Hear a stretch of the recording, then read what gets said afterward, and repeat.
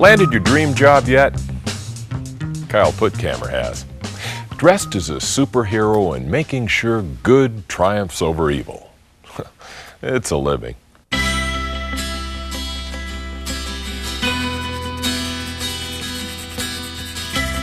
When I was 10 years old, I got my first comic books, and I decided that I wanted to tell a story.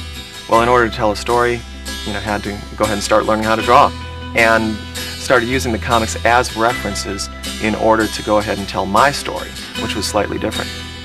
As an artist, I struggled quite some time, and one of my co-workers, when I was working at Quick Trip, said, "Hey, let's start our own store." And I thought to myself, well, okay, as long as I don't lose any money. We were weekend warriors. We'd go out there and set up at a flea market, and we started to build a little bit of a customer base. Next thing you know, I went ahead and started full-time. Galactic Quest has been open for well over 10 years now, so it's been quite a journey, quite a ride.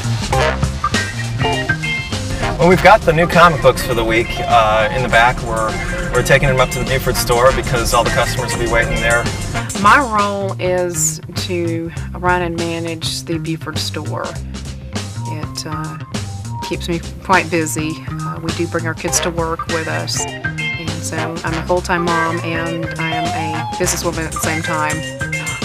Working with Kyle as a business partner can be intense at times, but it's great because we can share ideas.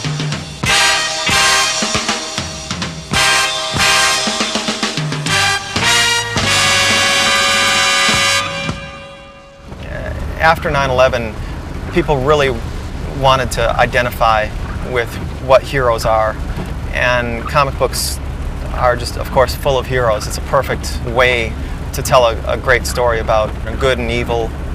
And of course, the villains always lose, the heroes always win. It's a good world to escape to sometimes.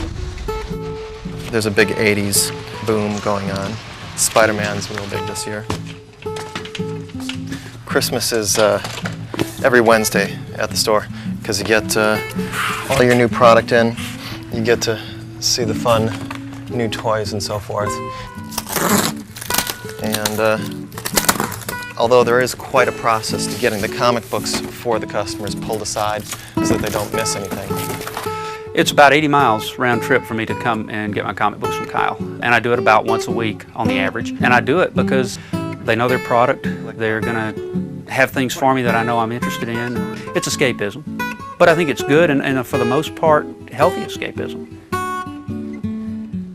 Gotta love Yoda.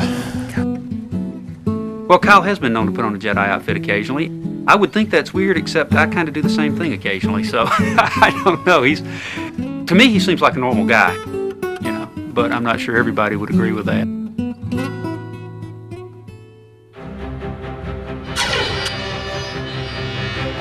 Growing up, I was a big science fiction fan, mostly inspired by Star Wars. And just the thought of getting out there and exploring planets, traveling through the galaxy with a bunch of friends, defeating the bad guys, being a Jedi, it's excitement.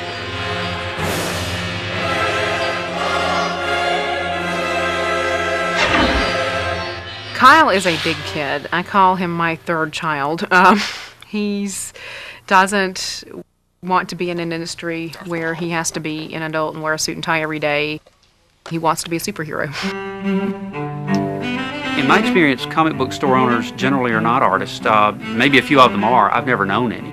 Kyle, the only comic book store owner I've run across who was interested in being an artist. When it comes to the window paintings, I've been doing these for quite some time because they're unique and brings a lot of personality to the stores.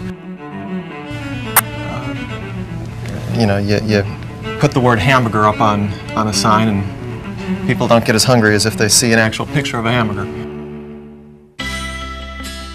One of my goals as an artist was to go ahead and publish my own comic books. And we've published 5 comics so far. I've had a number of artists that have worked with me to tell stories, short little anthologies. And so to be able to actually sell a comic book that I've put together, that's a lot of fun. I love Kyle's artwork. I've never seen him do a bad piece.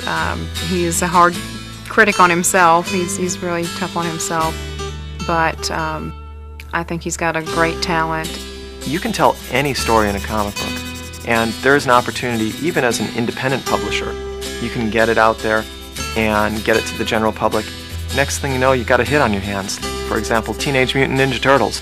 Crazy little thing, but a couple of guys sitting around saying, hey, we can create this. Next thing you know, they're millionaires. That was a dream that I had for quite a long time, and I pursued that dream. But it's like becoming a rock star. It happens to some people, to other people, nobody notices you. I'm able to escape. I'm able to laugh along with others and share. Anytime I'm able to show other people my artwork, I have a fun time with it.